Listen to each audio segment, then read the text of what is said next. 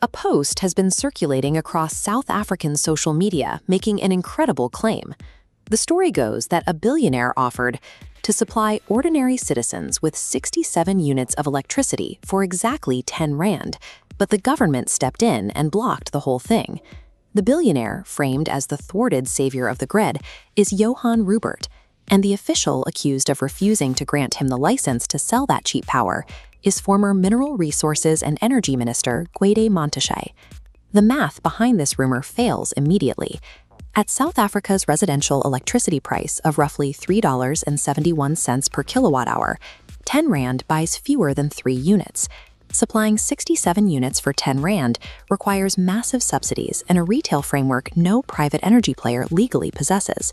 The specific 10 rand offer is mathematically impossible, but millions of people shared it because the underlying frustration is entirely real.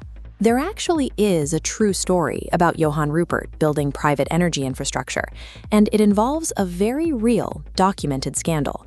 The true origin of the rumor traces back to Rupert's Loormorens farm in Franschhoek, where he personally funded a 70 million rand, 2.3 megawatt hydroelectric plant. That facility works beautifully. It generates enough power for the farm and produces an estimated 3.5 million surplus kilowatt-hours yearly. That clean energy was meant to feed the national grid under a 2016 Power Purchase Agreement. But after exactly 1 year, the agreement expired. It was never renewed, and no official reason was given. The plant remained connected to the grid, but red tape prevented it from switching on. As Rupert said, the power is running into the sea. All of that clean, surplus power sat trapped on a private estate, while ordinary citizens endured intense, daily rolling blackouts.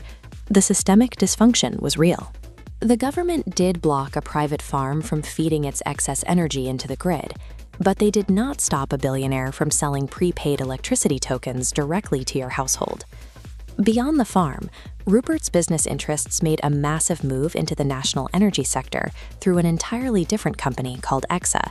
And in November 2022, the energy regulator NERSA actually approved their trading license. This system operates on wheeling. It allows EXSA to buy green electricity and route it via the existing transmission network. But EXSA is strictly business to business, delivering clean energy directly to large industrial sites. The residential houses are entirely bypassed. South Africa is experiencing a massive private clean energy boom. Thousands of solar panels and wind turbines are coming online, keeping corporate production lines running. The internet framed Johann Rupert as a man trying to give cheap power to the people. He did successfully build an open energy market, but the people it actually serves are large-scale corporate clients. That flourishing corporate lane stands in harsh contrast to the reality facing millions of South Africans living under the standard power grid. Eskom has recorded undeniable technical victories recently.